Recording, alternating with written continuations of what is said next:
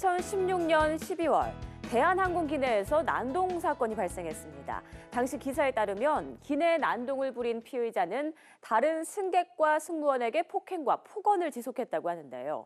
쩔쩔매고 있는 승무원들 대신 세계적인 팝 가수 리차드 막스가 이 피의자를 제압했고, 이런 사실을 자신의 SNS에 올리면서 우리나라는 국제적 망신을 사기도 했습니다. 기내 난동, 이 네 글자를 보면 이미 몇 가지 굵직한 사건들이 머리를 스쳐 지나가죠. 2014년에는 대한항공 전 부사장의 일명 땅콩 회항 사건이 있었고요. 2015년에는 유명 가수의 승무원 추행 사건이 발생했습니다. 항공기라는 특수한 장소에서 벌어지는 만큼 더욱 엄격한 법이 적용돼 이용자들이 마음 편히 자신의 권리를 누릴 수 있게 해야 할 텐데요. 비슷한 문제들이 지속되면서 항공기 이용자를 불편하고 또 불안하게 만들고 있는 만큼 오늘 이 항공보안법에 대해서 조금 더 자세히 알아보겠습니다. 아는 만큼 보인다, 이럴 땐 이런 법. 2013년 4월 대기업 상무가 승무원을 폭행한 라면 상무 사건. 2014년 12월 대한항공 전 부사장의 땅콩 회항 사건. 2015년 1월 유명 가수의 만취난동 사건. 2016년 12월 중소기업 아들의 기내난동 사건까지 매년 거르지 않고 일어나는 항공기 기내 난동 사건. 불안에 떨던 승객은 솜방망이 처벌에 화가 나고 항공사는 승객 눈치만 살피게 되는 뭔가 불편한 상황. 도망갈 곳 없는 곳에서 벌어지는 항공기 내 난동에 대해 더욱 강력한 규제 강화 입법 개정안이 발의된 상태. 안전한 비행을 위해 모두가 알아야 할 법. 항공보안법에 대한 모든 것은 이럴 땐 이런 법과 알아보자. 최근 몇 년 사이 잇따르고 있는 기내 난동 사건. 그때마다 거론되는 문제가 바로 솜방망이 처벌이죠. 현 정부와 국회가 이 항공기 난동 승객을 제재하는 입법을 추진하기 위해서 적극 나서며 사례별로 20건 넘는 규제 강화 입법 개정안을 발의한 상태라고 합니다. 특수한 장소인 만큼 더더욱 승객, 시민의 안전이 보장돼야 할 텐데요. 이와 관련된 항공기 관련법에 대해서 오늘 박병규 변호사 그리고 법제처 오지연 사무관과 함께 자세한 이야기 나눠보겠습니다. 안녕하십니까? 네.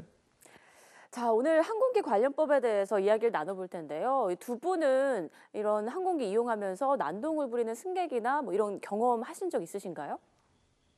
저는 1등석을 타본 적이 없어서 그런지 모르겠는데 그런 큰 난동을 본 적은 없고요. 네. 가끔씩 이렇게 술을 드시고 약간의 이제 큰 소리를 낸다거나 예. 그런 경우는 본 적이 있습니다. 사무관님은 어떠세요?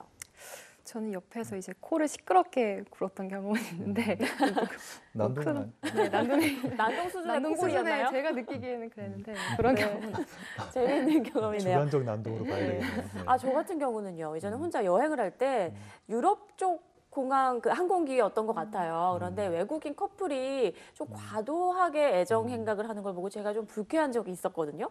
이런 것도 혹시 처벌 대상이 될까요? 혼자 여행하셨습니까? 네.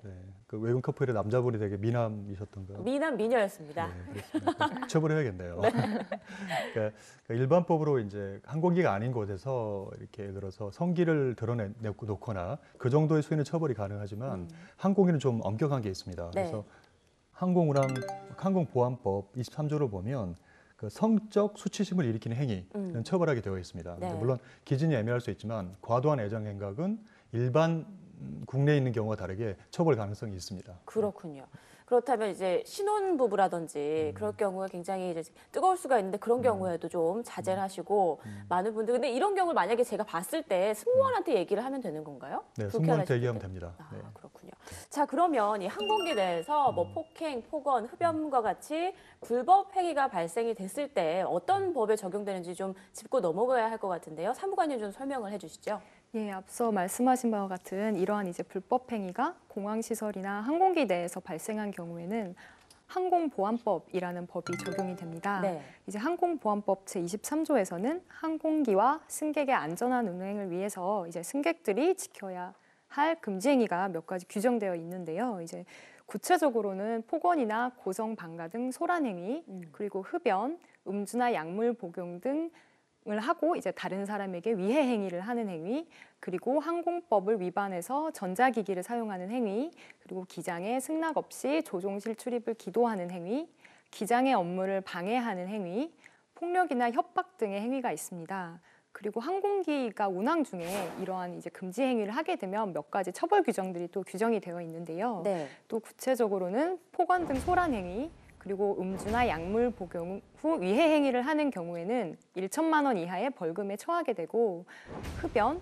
또는 다른 사람에게 성적 수치심을 일으키는 행위를 하는 경우에는 500만 원 이하의 벌금에 처하도록 하고 있습니다. 네. 최근 국내에서 이 기내 난동 사건이 계속 잇따르고 있는데요. 기내 난동이라는 말이 붙었으면 그 수위가 좀 심했다고 볼 수가 있을 텐데, 이 법적으로 제재받을 만큼의 수위의 그 난동의 기준 어떻게 볼 수 있을까요? 좀 모호한 것 같은데요. 일단은 항공운항법을 보면 그러니까 거기에 아까 그 사무관님 말씀하셨듯이 승객이 협조 의무라는 게 있습니다. 네. 그래서 협조 의무는 보면 이제 고성방가라든지 그다음 담배 피우는 거, 술 마시고 시끄럽게 하는 거 이런 것들을 처벌을 합니다. 네. 그러니까 이 경우는 처벌은 벌금형으로 경미하게 처벌을 하는데, 더 나가서 폭행 협박을 한 경우, 특히 승무원들의 업무를 방해한 경우에는 그 징역형까지 해서 강하게 처벌을 하고 있습니다. 그래서 차이점 기준이 뭐냐면 승무원의 정당한 지시를 받았음에도 불구하고 고성방가나 폭행으로 나아갔는지 여부가 그 관건인데요. 네. 예를 들어서 승무원이 그 뭐 비행기 이륙할 때 안전벨트를 매라라는 말을 했음에도 불구하고 큰 소리 치고 이렇게 하는 경우에는 처벌이 가능합니다. 근데 뭐 발권 지연이라든지 아니면 서비스 불만 갖고 그거 가지고 이렇게 서로 간에 옥신각신하다가 고성방가한 정도 가지고는 처벌이 안 될 것 같습니다. 네. 자, 그럼 기내 난동으로 이슈가 됐던 사건 몇 가지를 통해서 좀 더 자세하게 이야기를 나눠보도록 하겠습니다. 아마 가장 먼저 대중들에게 알려진 사건은 그 일명 라면 상무 사건이 아닐까 싶어요. 네. 네, 설명을 좀 해주시죠. 뭐 대충은 다 아시겠지만 네. 2013년도에 인천공항에서 미국 LA로 가는 국제선 비행기 안에서 모 대기업 왕모 상무가 그러니까 라면이 짜다는 이유로 옥신각신하다가 자기가 갖고 있던 책으로 승무원의 눈을 때려가지고 발생한 사건이었습니다. 맞아요. 네. 그래서 이제 그 사건 이후 직후에 이제 미국에 도착하자마자 기장은 미국에 연락을 해서 이제 미국 같은 경우에는 이러한 항공인 내의 행위에 대해서 중대범죄를 취급하기 때문에 바로 그 FBI까지 출동을 했습니다. 그래서 FBI가 네. 그 왕모 상무한테 너 미국 못 들어오고 한국 갈래? 아니면 미국에 들어와서 바로 체포돼서 수사를 받을래? 선택권을 줬습니다. 네. 어떻게 했을 것 같습니까? 돌아간다고 했을 것 같은데요. 저라도 그럴 것 같은데 네, 그렇죠. 결국은 돌아갔어. 한국으로 예. 돌아왔습니다. 근데 한국 돌아와서 온 이후로 회사에서 이 상무는 잘리게 됩니다. 그러니까 퇴직을 해고가 당하게 되죠. 그래서 그 이후에 그 해고가 당한 이후에도 이 상무는 그 회사를 상대로 해서 해고 무효 확인 소송, 그리고 해고된 이후부터 지금까지 밀린 임금 1억 청구 소송을 제기했고요. 나아가서 대한항공에 대해서도 니네 때문에 내 명예가 실추됐다고 해서 명예훼손에 기한 손해배상 청구 소송을 제기를 했습니다. 근데 문제점 중에 하나가 이 경우에 그 라면 상무, 즉 왕상무 같은 경우에 처벌을 받아야 되는데 네. 대한항공 측에서 승객에 대한 법적 조치를 요구하지 않았습니다. 그래서 처벌이 안 됐다고 하는데 저희 형법이나 형사법에는 친고죄나 반의사 불벌죄라는 게 있는데 네. 이 경우에는 피해자 측에서 처벌을 원하지 않으면 처벌할 수 없는 범죄이긴 한데 여기 나온 항공보안법상의 범죄는 그런 게 아닙니다. 예. 그래서 검찰 측에서 무슨 이유로 이렇게 이거 수사 진행이 안 되는지 모르겠는데 비록 피해자 측에서 처벌을 원하지 않는다 하더라도 이 경우에는 항공기 안전운항 저해 폭행죄에 해당하기 때문에 5년 이하의 징역으로 처벌할 수가 있습니다. 그러니까 근데 승무원의 눈을 가격하는 등 폭행을 저질렀음에도 불구하고 어떤 다른 처벌은 받지 않았다는 얘기죠. 그렇죠. 그런 미온적인 대처 때문에 네. 이분이 뻔뻔하게도 그런 소송을 제기해서 물론 법의 정의는 살아있기 때문에 기각 판결을 받았지만 이렇게 된 겁니다. 자기의 잘못을 반성하는 기미가 전혀 보이지 않았네요. 전혀 보이지 않았죠. 네. 그리고 이분이 라면을 끓여주기 전에도 기내식을 두고 뭐 밥이 설리겠다 뭐 이런 불평불만을 늘어났었다고 하더라고요. 네. 아, 그럴 거면 맛집을 찾아가시지. 그러게 정말 말입니다. 답답한 사건이었습니다. 또 하나 이제 화제가 됐던 게 바로 땅콩 회항 사건이죠. 이 사건으로 아마 이 갑질이라는 단어가 화두가 되지 않았나 싶어요. 네, 맞습니다. 14년도에 발생한 사건인데요. 예. 뭐 누구나 이건 너무나 유명한 사건이기 때문에 그렇죠. 다 아시겠지만 그때 이제 대한항공 회장님의 큰따님이 부사장님이시죠. 부사장님이 마카다미아 문제로 시비가 걸려서 봉지째 가져다 준 거에 대해서 문제 삼아서 난동을 부리다가 나중에 사무장이 나왔고 그 사무장한테 매뉴얼 가져오라고 했는데 매뉴얼을 제때 못 갖다 주니까 그거 가지고 회항시킨 사건이었죠. 네. 이런 기내난동 사건에 대해서 처벌이 좀 너무 미미한 게 아닌가라는 얘기가 계속 나오고 있어요. 실제로 지난해 상반기에만 300건 정도 기내 난동 사건이 발생했다고 하는데 대부분 벌금 100만 원 내외의 그 처분만 받고 끝냈다고 하더라고요. 이건 왜 그런 건가요? 그 항공보안법을 보면 예.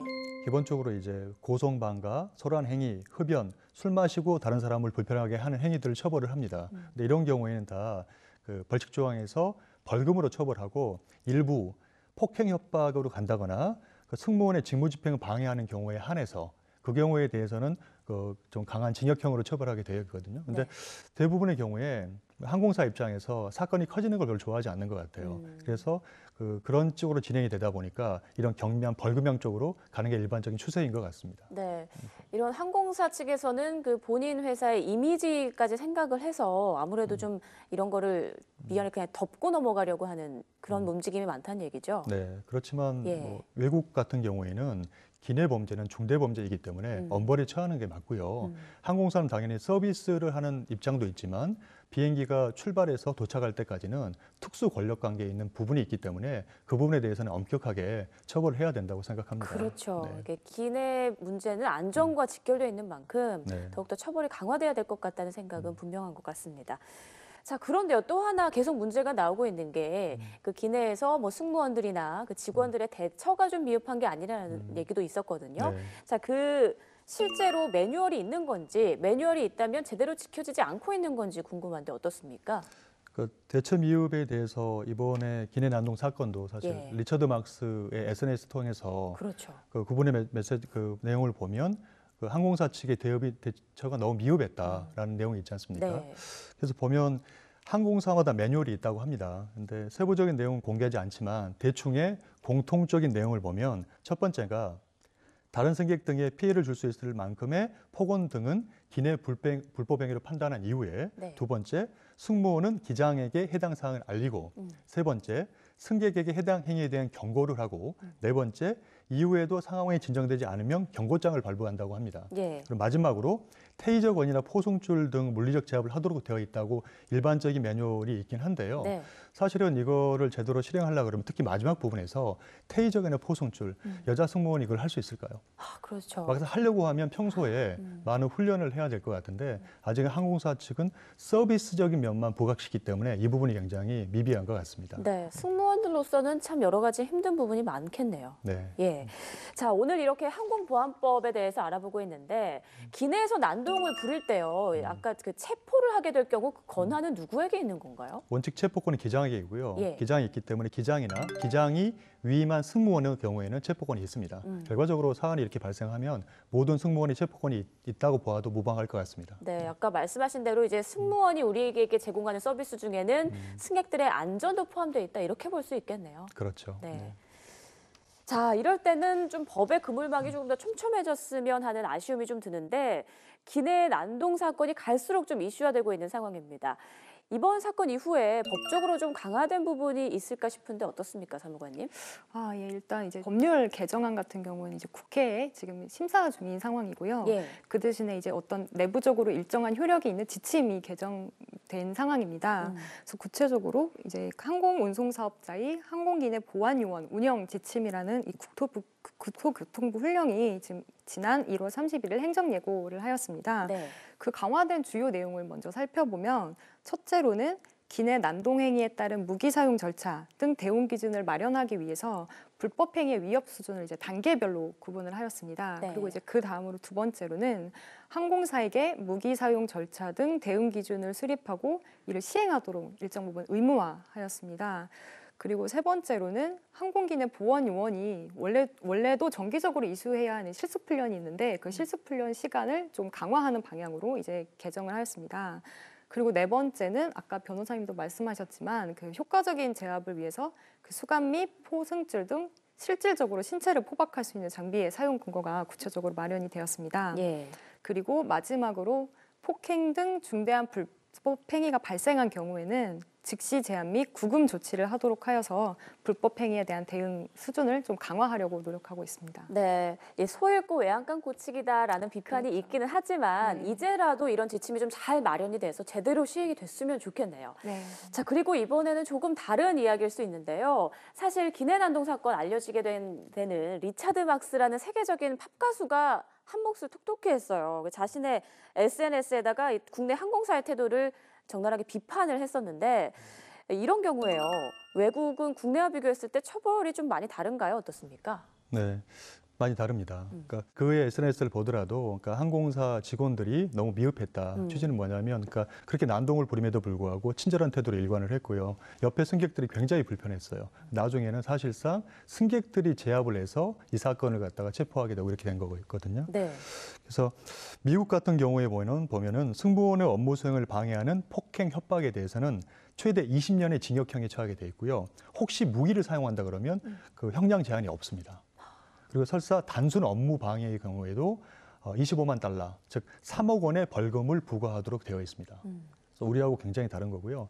영국 같은 경우에도 5년 이하의 징역 또는 5천 파운드의 벌금에 처하게 돼 있고 중국은 형량은 저희하고 비슷한데 재미난 게 기내 난동자를 2년간 블랙리스트에 등재해 네. 비행기 탑승을 전면 금지시킨다고 합니다. 아예 비행기를 못하게 막아버리는 네. 건가요? 당해 항공사뿐만 아니라 비행기를 못하게 만드는 그런 제재, 중국이니까 가능하겠죠. 그래서 제재를 하는 게 있고 최근에 그러니까 술 취한 난동 사건으로 그 페리스 힐튼의 동생인 콜레이드 힐튼의 사건이 미국에 있었습니다. 네. 그 경우에도 난동을 부리다가 40분 동안 지체가 됐고 근데 미국 같은 경우 바로 체포가 됐고요. 네. 처벌을 받게 되는데 미국은 재미나게 플리 바게닝이라 그래서 네.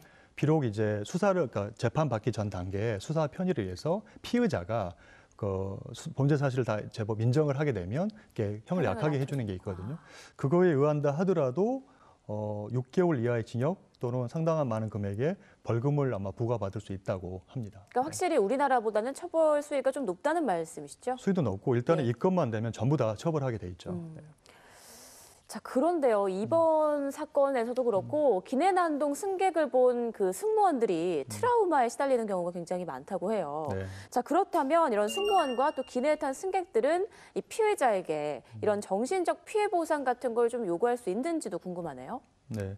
그 저희 변호사 업계의 경우에도 네. 그러니까 위임인 중에 매우 특이하신 분의 이렇게 난동을 부리고 나면 직원들이 트라우마에 걸려서 힘들죠. 한 두어 번 그분이 오게 되면 그만둔다는 직원이 등장을 합니다. 네.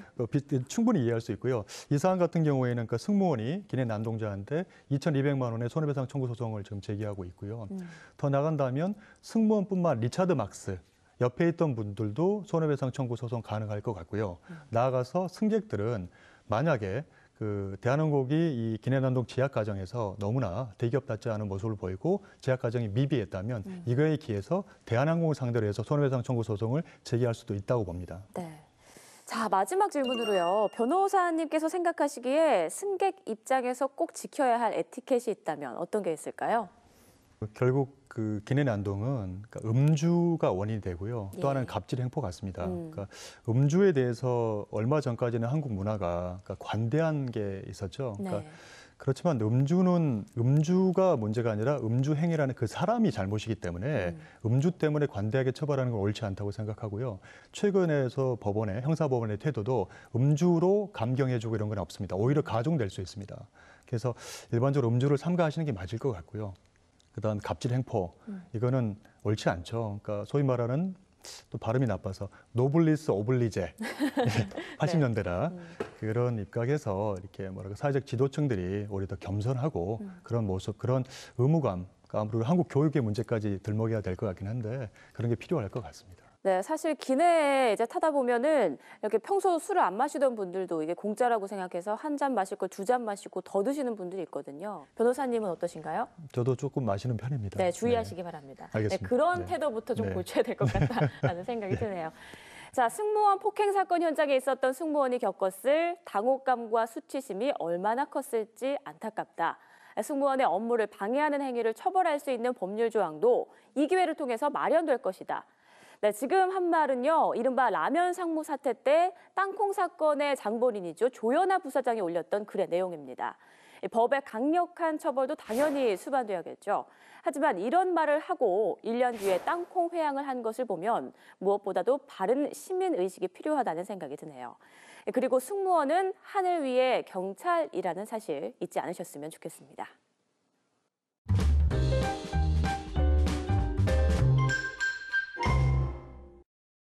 자, 이번에는 새롭게 시행되는 시행 법령에 대해서 알아보겠습니다. 이번에는 어떤 법령이 새롭게 마련되나요? 예, 식품위생법 개정안인데요. 일단 만화로 먼저 보시죠. 집밥 법선생 검은 콩죽. 오늘은 혁이의 중학교 졸업식 날. 시간 참 금방 간다. 아, 졸업 얘기죠? 네, 벌써 배고파요. 엄마, 아빠, 저기가 맛있어요. 어서 오세요. 뭐 주문하시겠어요? 아, 검은 콩죽이요. 중학생 같지 않은 아재 입맛. 이건 뭐지? 맨날 콩이나 옥수수가 들어간 가공식품만 좋아하고 요즘 유전자 변형 식품이 많다던데 가공식품에 유전자 변형 표시가 제대로 돼 있는 건지 그건 제가 알아요. 유전자 변형 식품은 유전자 재조합을 통해 새롭게 만들어진 농작물을 원료로 만든 식품을 말해요. 요즘 많은 분들이 이 유전자 변형 식품에 대한 관심이 많죠. 그래서인지 이번에 유전자 변형 식품 표시 기준이 확대됐어요. 앞으로는 유전자 변형 생물체를 원재료로 사용해 제조하거나 가공한 유전자 변형 식품은 모두 유전자 변형 식품임을 표시하도록 했어요. 또한 함량이나 비율에 관계없이 유전자 변형 DNA나 단백질이 검출되면 반드시 표시하도록 했죠. 표시 활자의 크기도 확대한다니 꼭 참조하세요.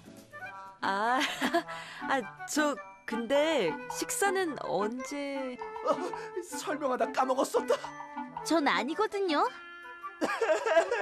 알바야, 고마워. 다른 요리사가 있었어? 우와, 진짜 맛있어요. 덕분에 살았어요, 알바야. 선생님, 저랑 자리 바꿔야겠어요. 네, 작년 2월 3일 식품위생법이 개정되었는데요. 유전자 변형 생물체를 원재료로 사용해서 이를 제조, 가공한 식품 또는 식품 첨가물에 대해서는 원재료 사용 함량 순위를 고려하지 않고 모두 유전자 변형 식품임을 표시하도록 했습니다. 이 제도는 1년의 유예 기간을 거친 후 지난 2월 4일부터 시행 중인데요. 앞으로 이러한 유전자 변형 식품 표시가 없으면 판매하거나 판매할 목적으로 수입, 진열, 운반하거나 영업에 사용해서는 안 되고 이를 위반한 경우에는 제품 회수, 그리고 폐기 처분 및 사업자에 대한 영업허가 취소 또는 영업정지 등의 제재 처분을 받을 수 있습니다. 네, 그렇다면 이제는 반드시 이 유전자 변형 식품임을 제품에 명시를 해야 하는 거죠? 예, 맞습니다. 네, 구체적으로 말씀을 드리면 그 식약처 고시인 유전자 변형 식품의 표시 방법에 관한 그 표시 기준을 살펴보면 첫째로 먼저 한글로 표시하되 소비자의 이해를 돕기 위해서는 외국어와 함께 병행해서 표시할 수는 있습니다. 네. 다만 외국어를 한글 표시 할자 크기와 같게 하거나 또는 한글 표시보다는 작게 표시해야 합니다. 그리고 두 번째로는 소비자가 쉽게 알아볼 수 있도록 해당 용기, 포장 등의 바탕색과 뚜렷하게 구별되는 색상을 사용을 해야 하고요. 그리고 글자 포인트 12포인트 이상으로 크게 표시를 해야 합니다. 네. 그리고 셋째로는 유전자 변형 농축 수산물이 포함된 경우에는 표시 방법이 유전자 변형 옥수수 포함 등과 같이 표시를 하고 유전자 변형 농산물로 생산한 채소가 포함된 경우에는 유전자 변형 콩으로 생산된 콩나물과 같은 형태로 표시를 해야 합니다.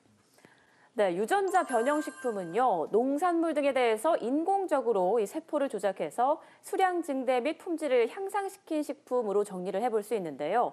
영양학과 생산성에 있어서 우수한 건 명확한데 인체 및 환경에 대한 잠재적 위기 때문에 논란은 여전히 계속되고 있습니다. 때문에 이 유전자 변형 식품 표시는 소비자들이 스스로 판단할 수 있도록 기준을 제공하는 게 아닌가 하는 생각이 드네요.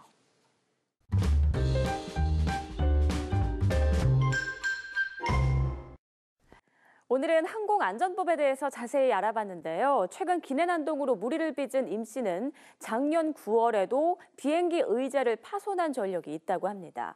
하지만 국내 항공보안법에는 항공사별 블랙리스트만 존재할 뿐 동일한 잘못에 대한 가중처벌은 없다고 하는데요. 밀폐된 공간이라는 특성이 있는 항공기. 누군가의 사소한 잘못으로 인해서 많은 사람들의 생명이 위태로울 수 있는 만큼 더욱 강력한 법이 마련돼야 하지 않을까 하는 생각이 듭니다. 네, 오늘 이럴 땐 이런 법은 여기까지입니다. 함께 이야기 나눠주신 두 분 고맙습니다. 대한민국 국민 모두가 행복해지는 그날까지 법에 대한 모든 궁금증을 풀어드리겠습니다. 재미있고 유익한 법과 함께라면 이럴 땐 이런 법.